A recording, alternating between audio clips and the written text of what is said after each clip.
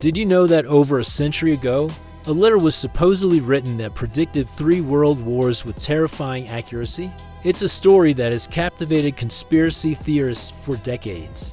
A story that involves secret societies, global domination, and a master plan to bring about a new world order. Today, we're diving deep into the mysterious letter allegedly written by Albert Pike to Giuseppe Mazzini, a document many believe is the blueprint for the chaos that has shaped our modern world. Is it a genuine historical artifact, or one of the most elaborate hoaxes ever created? Let's unravel the mystery together. So, who was Albert Pike? Born in 1809, he was an incredibly influential figure in 19th century America. He was a lawyer, a soldier who served as a Confederate general in the Civil War, a writer, and most famously, a high-ranking Freemason. In 1859, Pike became the sovereign Grand Commander of the Scottish Rite Southern Jurisdiction, a position he held for 32 years. During his tenure, he rewrote and reinterpreted the Masonic rituals, culminating in his magnum opus, Morals and Dogma of the Ancient and Accepted Scottish Rite of Freemasonry. Because of his towering influence in this secretive organization, Pike has become a central figure in countless conspiracy theories, often painted as a master puppeteer pulling the strings of global events. On the other side of the Atlantic, we have Giuseppe Mazzini. Born in Genoa in 1805, Mazzini was an Italian politician, journalist, and activist for the unification of Italy, known as the Risorgimento. He was a fervent nationalist and a revolutionary thinker who founded the secret society Young Italy in 1831. His goal was to create a united, independent, and republican Italy. Mazzini was a radical figure, exiled for most of his adult life for his revolutionary activities. He was a key intellectual force in the European revolutionary movements of the 19th century. Like Pike, his involvement in secret societies and revolutionary politics made him a prime candidate for conspiracy theories. Now, let's get to the heart of the matter, the letter.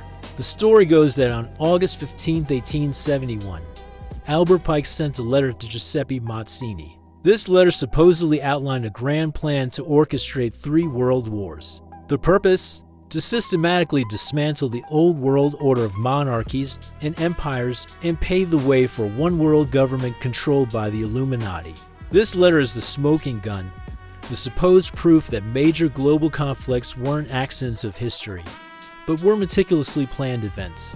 According to the theory, the First World War was designed to overthrow the czars in Russia and establish an atheistic, communist state. This new power would serve as a bogeyman, a counterpoint to the Western powers. By pitting these ideologies against each other, the stage would be set for future conflicts. Looking back at history, World War I did lead to the fall of the Russian, German, Austro-Hungarian, and Ottoman empires. The Bolshevik Revolution in 1917 brought communism to power in Russia, creating the Soviet Union. On the surface, the alleged prediction seems chillingly accurate. Next, the Second World War. The letter supposedly predicted this war would be fueled by the conflict between fascism and political Zionism. The goal was to destroy Nazism and strengthen Zionism to the point where a sovereign state of Israel could be established in Palestine. Additionally, this war was intended to solidify the power of international communism, making it equal in strength to the United Christendom. Again, the parallels to actual history are startling. World War II was a battle against the fascist Axis powers, and the horrific events of the Holocaust galvanized international support for the creation of Israel, which was founded in 1948. Meanwhile, the Soviet Union emerged from the war as a global superpower, setting the stage for the Cold War. This brings us to the third and final war, the one we are supposedly on the brink of. The letter allegedly states that the Third World War must be instigated by using the differences between the political Zionists and the leaders of the Islamic world. The war is to be conducted in such a way that Islam and political Zionism mutually destroy each other. The remaining nations, once again divided on this issue, will be forced to fight to the point of complete physical, moral, spiritual, and economic exhaustion. After this cataclysmic conflict, the world would be tired of chaos and would supposedly welcome a new world order, led by the very architects of the destruction. It's a terrifying prophecy. But here's where the story gets really complicated. Where is this letter? For a document of such world-shattering importance, you'd expect it to be under lock and key in a museum or a national archive. But it's not. In fact, no one has ever produced the original letter.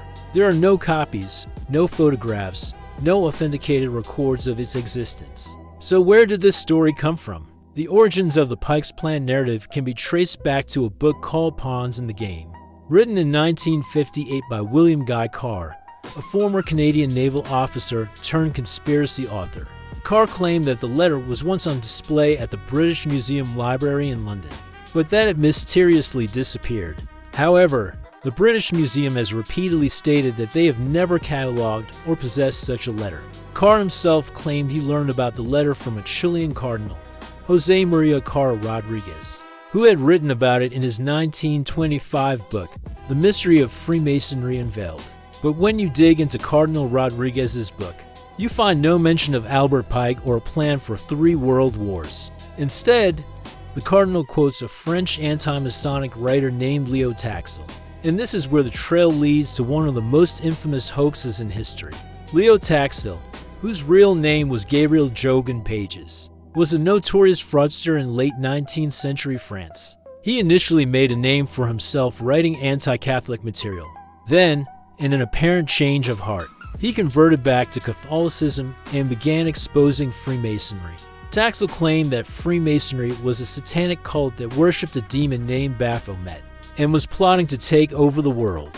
He invented a character named Diana Vaughan, a supposed repentant palladist who revealed all the lurid secrets of the Masons. His stories were sensational and widely believed, even by the Pope. A key part of his narrative was that Albert Pike and Giuseppe Mazzini were the joint heads of this worldwide satanic conspiracy. Taxil's writings included fabricated quotes and correspondence from Pike. Then, in 1897, at a public conference in Paris, Leo Taxil confessed everything. He announced that Diana Vaughan had never existed, and that his entire 12-year campaign against the Masons was a complete fabrication, designed to mock both the Catholic Church and Freemasonry. It was a massive scandal, now known as the Taxil hoax. So, the information that William Guy Carr used as the basis for his 3 world wars theory appears to originate from a confessed hoaxer. There's no direct line to a real letter, only a tangled web of second-hand accounts that all lead back to Leo Taxil's fictional anti-Masonic crusade. It seems the letter isn't a lost historical document, but a piece of fiction, a ghost created from layers of myth and misinformation. Despite the clear evidence of a hoax, the story of Pike's letter refuses to die. Why? Because it offers a simple, compelling explanation for a complex and chaotic world. The idea that history isn't random, but is guided by a hidden hand is both terrifying and strangely comforting. It suggests that there is a pattern, a reason for the suffering and conflict we see. For many, the theory validates their distrust of powerful institutions and secret societies.